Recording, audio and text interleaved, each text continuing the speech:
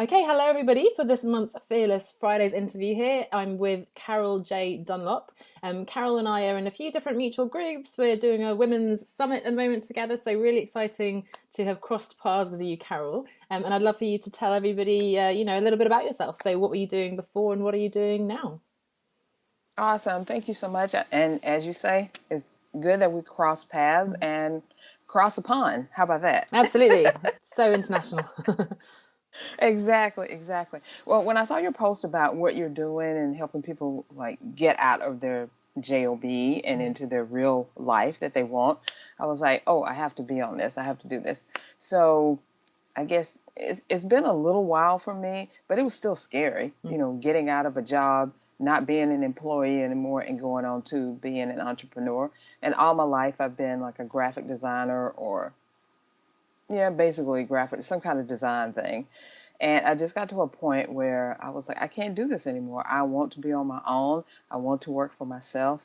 And I just made the decision one day and I was like, I'm going to do it. And I'm so glad that my husband was there because he actually made the decision for me. He was like, you need to get out of doing this. You need to be on your own. You're too good to work for someone else. So for the last 25 years, I've been working for myself. And I think within that stint, I've only had a couple of like part-time jobs when some things kind of went crazy. But for the most part, it's been all me, dependent on me, and I love it.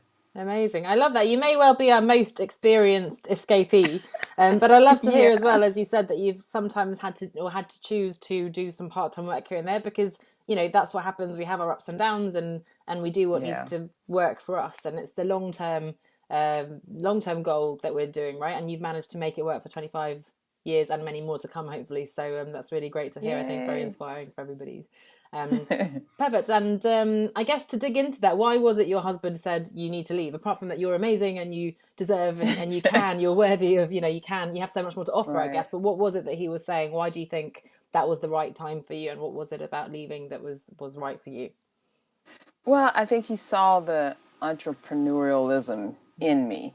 And I was such a bad employee anyway. I mean, I did not follow the rules. I didn't want to listen to the authority. I always had other things that they needed to do. Like if they told me to do one, two, and three, I was like, well, you should do one, two, three, and four, or five, six, and seven. Why are you not doing this? Mhm. And it was just really, I needed to be on my own. And he saw how good I was as an artist. And he was like, you're too good to work for someone else. Because as you know, most people, when you're working for a company or a boss or whatever, you're limited on the things that you can do for yourself. And there's Mhm. really no creativity or no freedom. It's just here, do this, Mhm. do that. Thank you very much. Okay, do this again. So and I don't flourish in those type of environments, so I knew I needed to get out. Mhm. And But that was basically it. yeah, did you always know that you didn't work in that environment? What was it that made you go now is the time to leave? No, I didn't always know. I knew there was something that was missing, some yearning that I Mm. had. And to top it all off, my mother, my grandmother, and my great grandmother all worked for themselves. Okay. Now, granted, my great grandmother and my grandmother grew up in the States in this kind of oppressed, deep South, Mm. and blacks only do certain things. But my great grandmother owned a farm, which was kind Wow, of unheard amazing. of. Mm. Yeah, kind of unheard of for a woman and a black woman at Mm. that. And then my grandmother, she worked for the local, I guess, rich people cleaning their homes and stuff. But I like to call her an independent contractor Yeah, because absolutely. yeah, she just worked, for whoever she wanted to. She Yeah. interviewed them and they came after her. And then Oh my wow. mom, excuse me, my mother actually owned a daycare. And so I grew up with seeing all these women bosses all around me and they weren't taking anything from Mm. anybody. And I was like, why was I? But I guess when you're born, you're set on this track. Hmm. And then as you grow up, your parents, your mother or your father, both, or the grown people around you, are always trying to get you to do certain things like go Hmm. get a job, finish school, have a career. Hmm. So that's what's pumped into you. So that was what was pumped into me. Go to school, get a career, live your life, get that gold or platinum watch or Hmm. whatever it was. And just a few years into it, I really realize that I really wasn't into it. And it was kind of always my dream. My dream was to actually start an art studio because I am an artist by, heart, by God. He gave me that talent. And I was like, oh, okay, I want to, just paint and travel and all that, until I found out that artists don't make any money until until you have like big sponsors behind you. And I'm like, so I guess I better go into graphic design. I can still get the art, but I got to have a job, and I could always have a job. But once I got into it where I was actually working, I'm like, oh, no, this is not for me. So I knew I had that yearning. It's just sometimes I think you need someone to kind of push you forward and make you realize how great you are. And that was my husband. And he was like, you're just too good for this. You need to be on your own. Wow, you're really good. You're really great. Why aren't you working for yourself? And when I met him, he was actually working for himself. So it was kind of a natural transition, I suppose. Yeah. That's so interesting, because when you started talking, I thought, wow, this is so different to my own experience, because you were saying, how you had all these entrepreneurial role models and you knew that you were that person who was always like innovating. And whereas I feel like I was the opposite. I had no, everyone around me had a job, my parents, grandparents, whatever, and sort of academic and that kind of conveyor belt. And I certainly never felt entrepreneurial. I was very much the good girl who did as I was told. So I thought that was quite different. But everything else you said was exactly my experience too. And I think that the expectations of your parents and the message that you have to do this. And in my case, I'm not artistic in the design sense, but more in the writing sense. And everyone said, you'll never make money being a writer. And so I thought, okay, I need to be more sensible and so on. So it's interesting, the very different sort of background, but still the same sort of impact, I guess, the same path or lack of path, I guess, that we ended up on. So that sounded like this was the natural point then, and a perfect fit for you to become, your own boss. So what were the challenges then you faced once your husband had said, you need to do this, and you thought, yes, this is it for me? What was difficult in the transition for you? I think the transition was like everyone. Where is the money going to come from? Where am I going to get these clients? How am I going to deal with this? How are they going to pay me? Just all those little things you really don't think of when you want to go out on your own, and you need to get out on your own, but there's no one there to tell you exactly what you need to do. So just hitting the ground running and saying, what do I need to do? So the first thing I did was connect with a couple of people I had worked with previously, and they hired me to do some, I think it was some freelance graphic design, but stuff I was doing anyway. But the thing that I guess I really didn't think about was they were hiring me like I've been working for them all along. So I had all these things I had already done, and they just wanted me to change this little thing or do this little thing. And I didn't realize, I'm like, okay, I didn't do this file from the very beginning. So I can't just change this little thing and just charge you this much. I need to charge you this much. And then that's the other thing. How much am I going to charge? And how am I going to make these people realize that, hey, you're coming to a new person. I've never seen this file before. Why are you trying to, skimp on the money part? And then being brave enough to say, no, I don't want this, and not just working for anything. Because when you're working for yourself and you just push yourself out there, you think, okay, I got to get money. Okay, I'll do this I'll just discount this piece. Okay, I'll just discount that. And then before you know it, you're discounting everything and you're not making the money. And you're like, darn, I should just go back and work for the man because I'm not making any money here, or I'm not making enough money, or, just because your husband was very supportive of you going out there, then he's like, okay, where's the money? Okay, how much money are you making now? Da, da, da, da. We got to do this. And I'm like, well, wait a minute, So it's all about giving yourself, I guess, that time to learn and to grow. Because when you first go on a job, you don't know how to do the job. It's going to take you about 6 months to a year to really perfect it, to really know what you're doing. And sometimes when you go out on your own, you don't have that luxury of that time, depending on if you just got fired or if you just quit or if you're just making this decision right now. You need money now. So those things kind of influence what you do and how you do it. It's so true, because as you say, that's that incredible decision, and yes, it is the right thing for you to do, and your husband's supportive, and this is amazing. And then suddenly you go, hang on a second, I don't know what I'm doing, I need money, and then suddenly it becomes less exciting and a bit more scary. It's Mm-hmm. interesting because I do think for the transition, as you said, using your existing skills and experience to work with people who already knew you, that's sort of an easy way to hit the ground running, right? But then Right. knowing the pricing, I have to say, when I was in my corporate job, I was young and naive, and we worked with agencies, and I remember a couple of guys who had left the company to then set up on their own, and they'd come and charge like £10,000 for some tiny little thing. I was like, "What are you doing? Like, this is ridiculous money." But if I now looking at it, I think first of all I admire them, I guess, because they were quite Mm-hmm. ballsy. But also you think, hang on, yes, you're running your own business, you're paying your taxes, your admin stuff, Yeah. business, all this stuff, and you have this value, and that's entirely the reason why you left in the first place. So you need to step into that and really own it, and as you say, not just, especially in graphic design, copywriting, these kinds of things, people are going, oh, I need to charge just like $10, and it's someone wants Oh 5 blog yeah. posts for $3 or whatever. It's absolutely ridiculous. So Watching my eyes. Oh my I know God. it's ugh. Okay, so They those are don't some of understand the sorry. value. I'm No, sorry. I was exactly, like, but yeah, but it's yeah. true. But I guess that's kind of our job. We need to demonstrate the value to them. I guess unfortunately that's part of Yes. the education we need to do of ourselves and them. Um, Yes. but you mentioned interestingly that some of that was just time. So apart from time, where else did you get the support? And again, your supportive husband, who we keep mentioning. But how did you get through these challenges, and how did you learn about pricing and how to run your own business and so on? The internet, even though it was 25 years ago, Yeah. the internet wasn't what it is now. So I had to turn to people who were already doing that, Mm-hmm. and books, the library.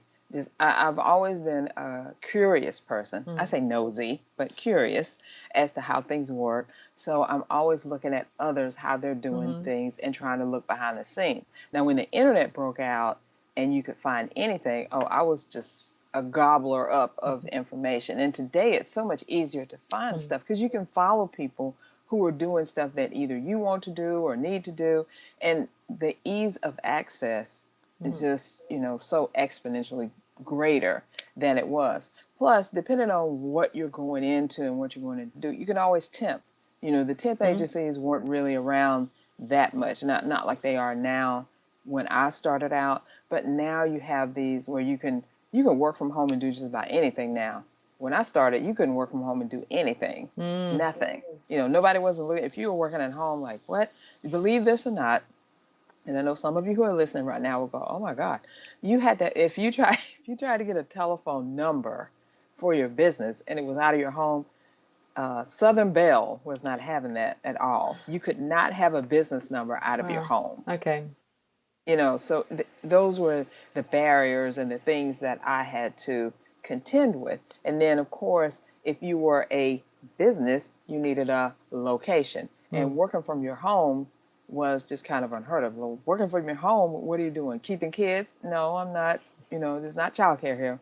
So it's so much easier, and you get so much respect so much more Mm. instantaneously now because people don't ask you, well, where's your office? Mm. They just pretty much assume that you're going to do work and they don't really ask you too much. And if they say where your office is and your office is in your home, you can always meet somewhere else. Let's meet at the coffee house. They don't Mm. think anything about it. Before, it was like if your office is on Main Street or something, a real building, it's just like, mm-mm. And then because I got started before Soho, small office, home office came about. And then when that came about, okay, there was more books about it. It was this Mm. new thing. Let's see how this works. And so I was gobbling all of that up. So basically, the library was my best friend until Mm. the internet really came out and gave us all this information. And then of course I was there, and I have books upon books because I can see your books back there. I have Yeah. like three rows, three tiers of books on working from home, Mm. working for yourself, being a consultant, all of that. So the stuff is out there. It was just Mm. harder to get a hold of than it is right now.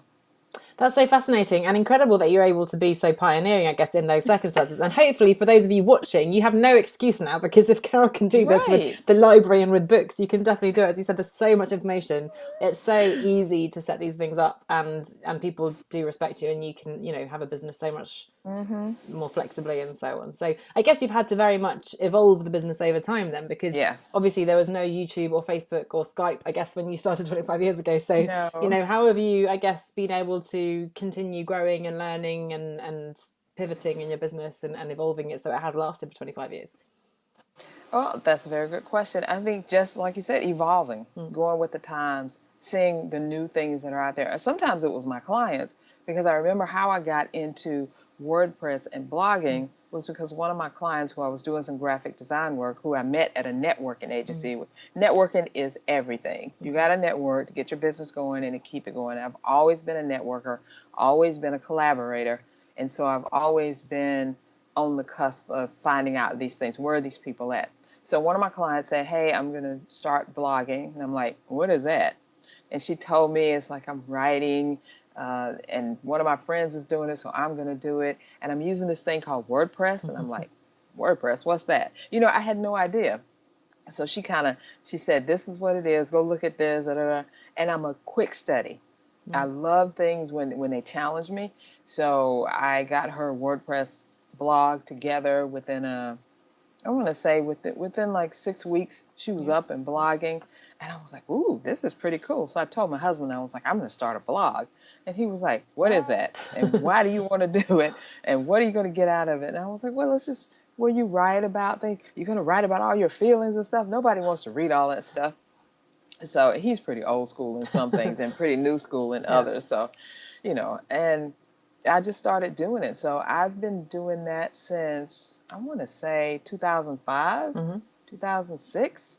And and then I saw people doing videos. Mm. And this was in 2009 when no one was doing videos. There's very select few, very, very few people. Hmm. And I was like, I could do that. I could do video. I was always drawn to it anyway.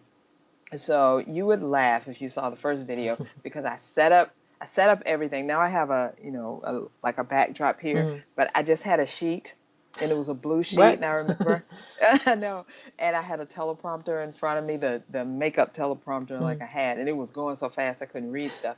And I was sitting there like, "Hi, I'm Carol Dunlop. How are you today?" And I look at it now and I put it out there like cuz it's Yeah. so like robotic. But You to did it. my yeah, I did it. To my credit, like I said, I'm nosy. I'm curious. I want to know what happens, and I'm always open to new things. So for your business to evolve and to keep going and to stay around, and for Mm. you not to get bored, you have to be Mm. open to what's the new thing happening, and you have to be able to say, do I like that or do I not like that? That's the same way I got into podcasting. A Mm. friend of mine sent me a podcast episode that she did, and it was on Blog Talk Radio. And I was so fascinated. I was like, "How did you do this?" And she just, "Oh, it's easy. I called up, I used the phone." So that was my first podcast that I kept for 9 years, and I got it up to 10,000 downloads Wow.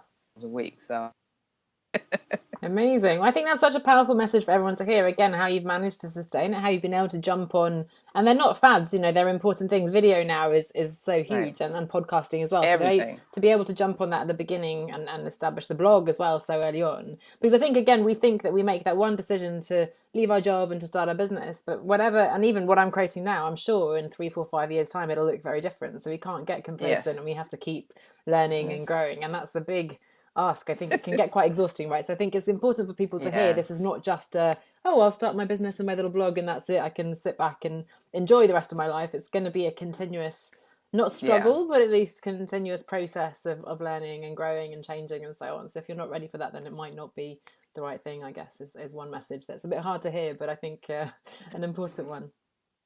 Yeah, you got to be ready for anything and Yeah. everything at any time and to make a decision. Sometimes on a dime, Mm. sometimes you got to take a long time, but you just have to be ready to jump. Like Mm. if you've ever seen that little clip by Steve Harvey, Jump. Have you ever seen that I'm not where sure. I'll have to Google it. he talks about don't sit back and wait for things Mm. to happen or things to be perfect or Mm. everything to work out or all the stars to align. Sometimes you just got to jump. You got to Mm. make that jump and you got to do it. And while you're jumping and your parachute is opening and you're falling down, you're making decisions Mm. so that you can land on your feet and not on your butt.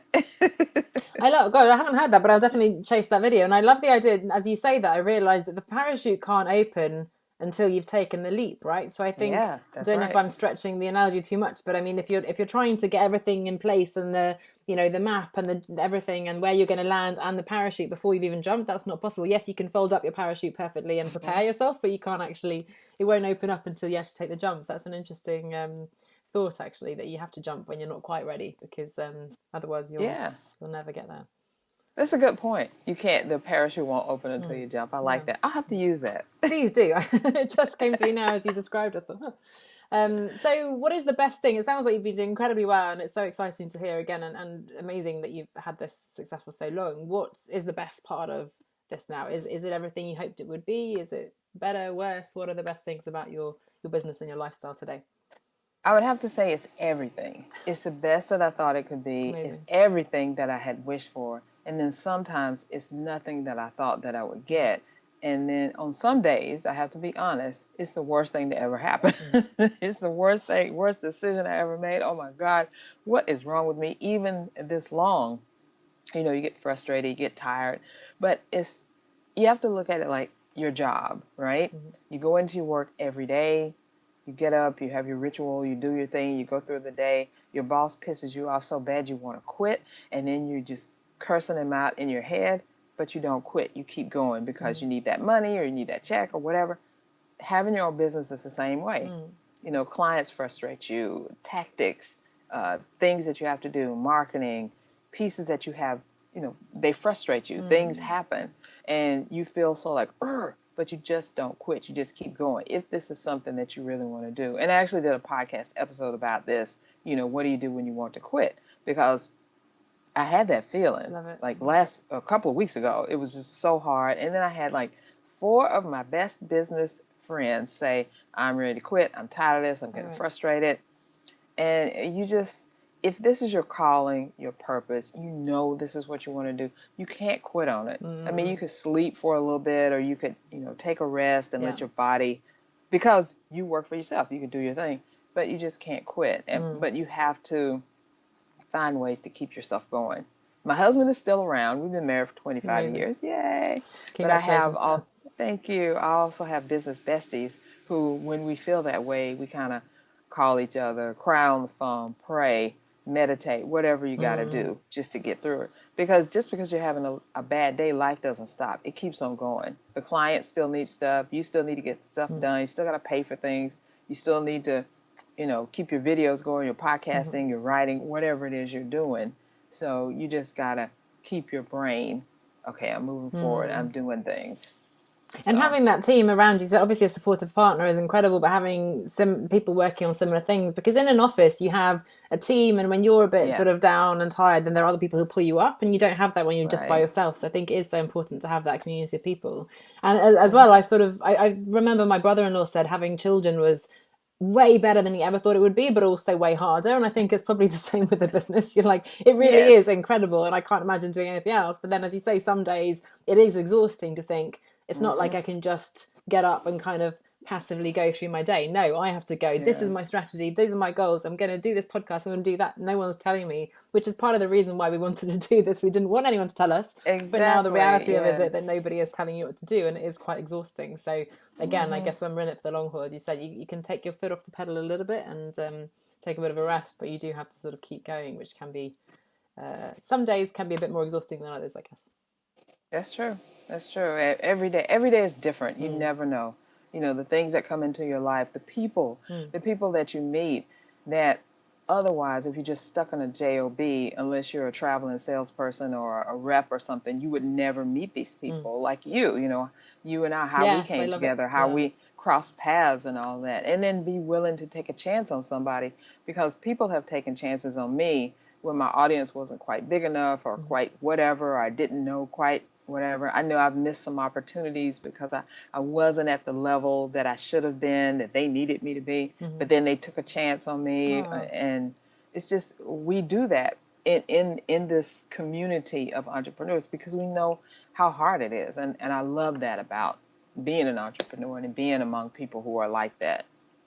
That's lovely. I have to say, this is my favorite part of, and I started this interview series selfishly because I wanted to connect with incredible people and reassure and inspire myself. And hopefully now, of course, and I've heard that it does do that for other people too. But that is the best part, I think, of it, is be able to connect with all these people around the world. So it's incredible. And as you say, we know what it takes, because I think it's easy to get disappointed. I always see people saying like, oh, my friends and family aren't listening to my podcast. I've asked them to do reviews and they haven't done it. It's like, well, they just don't get how important that like is and how important the sharing Right. is, because in your job it doesn't really matter when you're every single like or share or review, everything matters for us. So I think, Mm-hmm. again, surrounding yourself with those people who get it is so important. So I've loved this, and you've already, I think, had some nuggets there of wisdom. But with your incredible wisdom and experience over the last 25 years, what is the advice you would give someone who now is starting up in a very different environment to the one that you started up in, but still, you have these years of building your business? So what would you tell someone today who's considering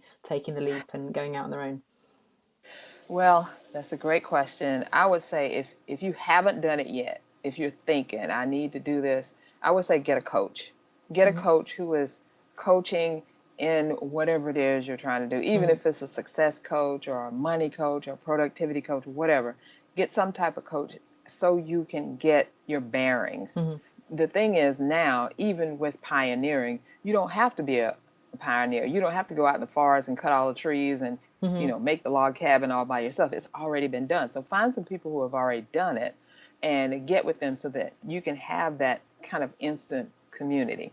Now, if you are hell bent on doing it yourself, and go ahead, but go to the internet, follow some other people who have been doing it, and listen to them for a little bit. Because the best thing is, if you've got time, if you have a job right now and Mm-hmm. you're making money, use that time to fund your business Mm-hmm. and set yourself up for success. Now, sometimes you can't. You get fired or you lose your Mm-hmm. job right away, or you just can't take it one more time and you just go to the internet, find some stuff. Mm. You can always connect with me. I'm always open to answer any Oh, thank questions you. that I can or help anyone. But there's too much information out there now for you to be stuck saying, what do I do next? There's paths and roads and blueprints and all of that. Some of them are free, some of them are low cost, some are expensive, but there is information. So you don't have to do it alone. You don't have to be sitting there thinking, what's the next move? Mm. Because the next move has already been planned. Someone else is in your shoes right now. And because of this new digital economy, this new digital age, and technology is right at our fingertips, you can connect with someone who is at the exact same Mm. place you are right this second, even if they don't live where you live. Yes, that's so true. And I like that. And I think it's the right balance, because we all do want to be, pioneering. Some people want to be the next Uber or whatever, or we want to be Richard Branson, or we want to create our own thing. And we absolutely can. Maybe not be the next Uber and Richard Branson. I'm not sure if my ambition is quite there, but we can craft. My whole message is around defining our own Yeah. version of success, and we can craft our own version. And every business is going to be unique to you and to Mm-hmm. what you want. However, as you said, there's no need to start by yourself and ignore all the experience that all these other thousands and millions of people around the world now have had, and actually partnering with someone, as you say, even if you're absorbing. I mean, I Right. have so many myself, blog posts and now podcasts and Facebook trainings and things that are all free, to begin to immerse Right. yourself in that. As you said, we don't have to go to the library anymore. We have all this at our fingertips. Mm-hmm. And not knowing how to get started, I think, is no longer an excuse or a reason. So usually there's Mm-mm. other stuff going on, right? There's fear of failure and concerns Yeah. around money and so on. But if we want to do it, if we really are committed, there is help out there to make it happen. As you said, the roadmap, the path, the support. So love that. Such a powerful message again. So Thank you. anything else you want to add that we've missed, or anything any other final words of wisdom that you want to share, or about your experience and for other people considering it? Well, the one thing I do have to say, even though there's a plethora of information out there, that is the thing that causes you to get stuck Yes, and to so true. say, oh my God, which way do I go? Following this person, they say this, because all coaches, all professionals have their own way of doing Mm. stuff. So one person says go down the shiny road, the other person says no, leave the shiny road alone. It's the dull road you need. So you have to, at some point after you get this help, you have to make this decision, what you're going to do, Mm. what your path is going to be, and you do have to jump. Because sitting there procrastinating, waffling back and forth, whatever you call it, is going to cause you not to do anything. And if you're the type of person like you and I are, and you really like entrepreneurism is just calling you, it's going to eat you alive. So you're going to have to do something, even if you fail. I have failed many times and still will fail many more times and don't make the right decisions all the time. But I'm still moving forward on what I need to do. So don't contemplate on it too long. Find out as much as you need and then just make a decision and go. If it's the wrong decision, so what? You're not the only one to have failed. Who was it? Edison? That he didn't fail. He just said he didn't fail 1,000 times. He just found 1,000 ways it wouldn't work. Exactly, and he never would have found that way that did work right One without having did. done those things. So it's so true. And as you say, it is easy to get overwhelmed. It's the opposite problem maybe now. So 25 years ago, there's too much information out there and so on. So it can be difficult to navigate. I was listening to everybody, and I was, I guess, not quite as smart as you in terms of navigating through and filtering it, because I just got overwhelmed. Everyone was like, as you say, you've got to do this webinar model. Oh no, webinars don't work, and you've got to do emails. And if you add all that together, it's completely overwhelming. But I do think there's a phase at the beginning where you want to explore, you want to immerse yourself, follow everybody, read everything, and then there's a time, as you said, you have to make a decision. I'm going to work with this person, or this is the path I'm going to take. And then of course it will evolve, as you have done over the last 25 years, but you do need to take those first steps, don't you? And then after that, again, the parachute will open, hopefully a few steps down the line, and you'll be able to navigate the landing more smoothly. So well, fantastic. I've absolutely loved this, and so interesting. So many common themes, but also quite a different experience having started so long ago. So really exciting to hear that from you. Where can we find you? You've mentioned your podcast, first of all. What's your podcast, and how can we find that? Awesome. Thank you so much. I really enjoyed speaking with you, and I hope that the words that I've said have been or will be inspiration to someone to do something. Absolutely, I'm sure. That's what I want. But you can, anything that I have going on, you can go to my website, csicorporation.com. The podcast is there. I do what I call Monday Marketing Nuggets every Monday at 9 a.m. I think it's about ready to go out in just a little bit, where it's just a short clip. It's on YouTube, actually, and it talks about some piece of marketing. I have a newsletter that comes out every week. And I know there's one more thing I can't think of right now, but and I do blog. So all of my stuff, if you go to csicorporation.com, it's there. And there's also a free report that you can grab, 7 client getting strategies, absolutely free. It talks about how you can enhance your website to attract the clients that you want. And that's there on the homepage too. So please go there, grab it, and do your thing, and don't sit too long. Don't sit too long. Just go ahead and make a decision. Jump. If it's a bad decision, so what? Get up, brush yourself off, do it all over again. It's okay. I give you permission. Amazing. And it's interesting that we do need someone to give us permission. So in your case, again, it was your husband, and now Carol, everybody has given you permission to go out there, take that jump, and see what happens. So thank you so much, Carol. Such a pleasure. And I look forward to people hearing this, and I absolutely think a lot of people will be inspired by your many generations of entrepreneurial women in your family, and hopefully still to come in the future as well. So it'll be great to see how your business continues to evolve in the next 25 years. Exactly. Oh my God, that's a scary thought, but that's good. Don't worry, one step at a time. We don't have to have the 25, 50-year vision just yet. We'll take it as it comes. But thank God. I've only got like one step in front, maybe in the next few months. Well, that's also very reassuring for people, right? You didn't know 25 years ago that you'd be here talking to me on Skype and doing podcasts and vlogs and things. So, you have to, again, we keep saying that, but take the leap, and then the steps will kind of become clear as you move up the staircase. Lots of analogies and metaphors today. I know. Sometimes you need to get somebody to push you off the cliff with the parachute on so that it opens. And so you're like, oh, okay, I'm ready. Ironically, that's why sometimes it is a good thing to get made redundant. It's not a good thing, but I think some people are relieved because you think, oh, actually, I've heard several people saying, if I just could get fired and get a package, that would be ideal, which is funny because it takes the decision out of our control. But, sometimes, as you say, we do need to be pushed. So that's an option as well. Exactly. Thank you so much. Great. Thank you, Carol. Look forward to staying in touch, and thanks so much for your time.